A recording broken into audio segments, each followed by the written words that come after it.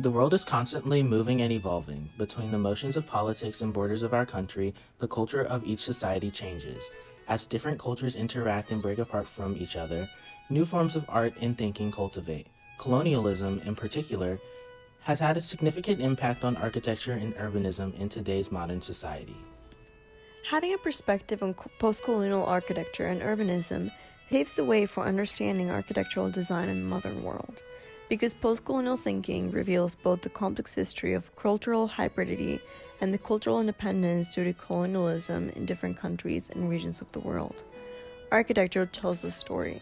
Especially in the post-colonial eras of many countries, architecture has a way of reflecting the history of colonialism, which ultimately reflects on the history of modern architecture globally. When it comes to colonialism, the value of colonialism is a polarized argument, with one side saying the effects of colonialism helped advance certain countries and political ideas, while others argue that the negative effects of the colonized culture and people is too great to be appreciated. The importance of post-colonialism is not an argument about whether or not colonialism is good or bad, but rather a reaction to effects of colonialism. Post-colonial architecture in essence should be appreciated because it recognizes the importance of the negative and positive aspects of its past and strives for independence and cultural rebirth of the people who implement it. To truly appreciate this importance, one must understand what post-colonial architecture is, its history, implementation, and critics. There have been many critiques to the ideas of colonialism in a built society. In the book The Sage Handbook of Architectural Theory, the author Greg C. Chrysler critiqued the complex and domineering ways in which colonialism operated and the corrosive impacts it had on people and landscape. He mentions the first and arguably most admired post-colonial writer, Frantz Fanon. Fanon was the philosopher and revolutionary best known for his book The Wretched of the Earth. He was born in Martinique and educated in Paris, and was a vocal critic of France's colonization of Algeria while it was still a colony.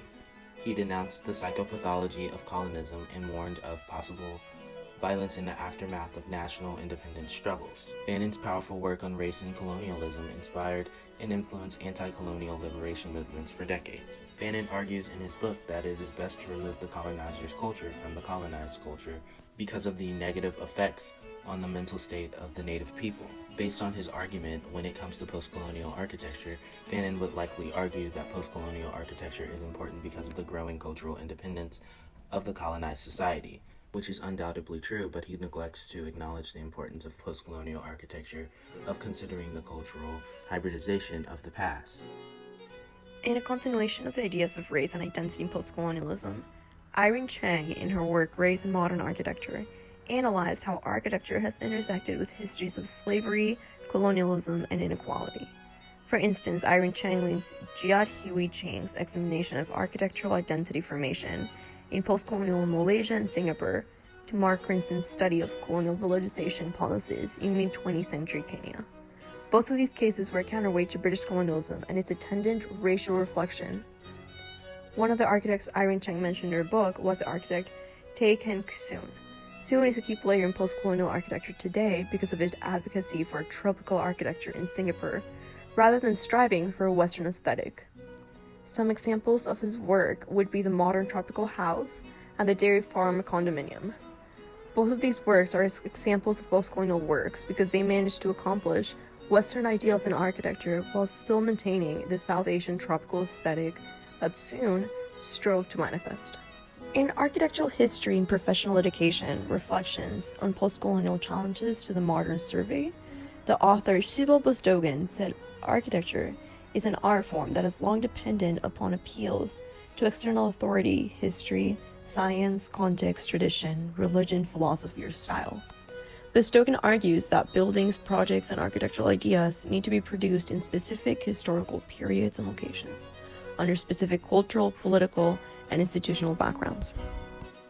Bosdogan explains that the point in architectural theory is not to incorporate Indian, Chinese, Islamic, and other architectures into the Western canon in some form of being tokenism, nor to disregard the Western canon and replace it with works of non-Western others.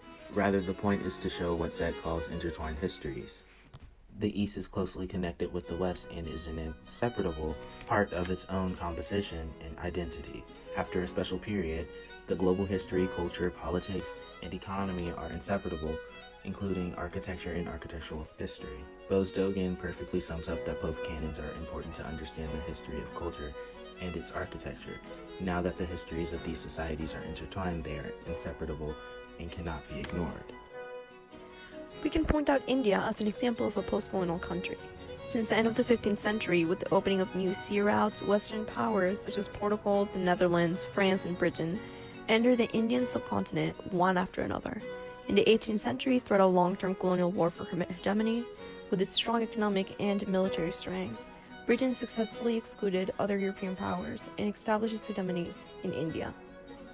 For the Battle of Piracy in 1757 to Indian Declaration of Independence in 1947, the British ruled India for nearly 200 years.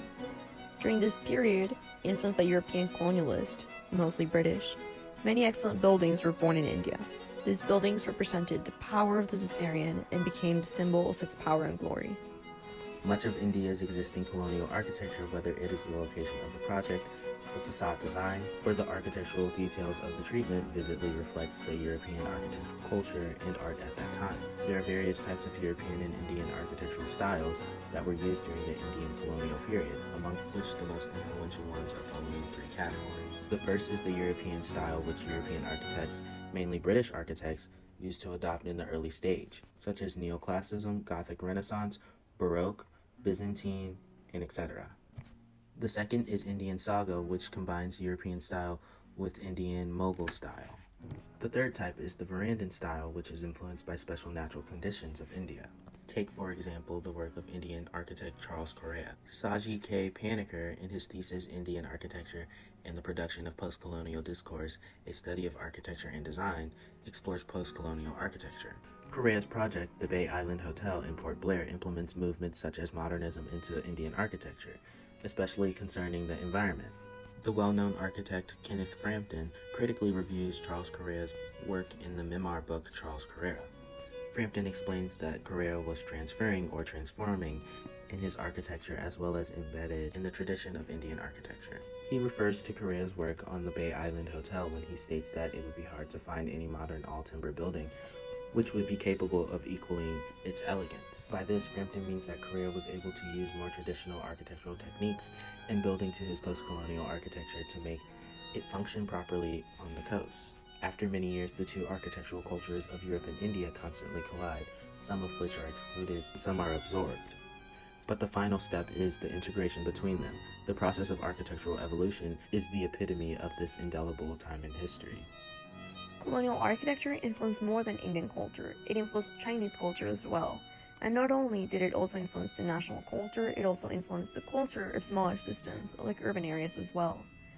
These changes not only happen in the large scope of an entire country, but also in smaller systems like cities. The city is a form of settlement in a highly differentiated structure of society.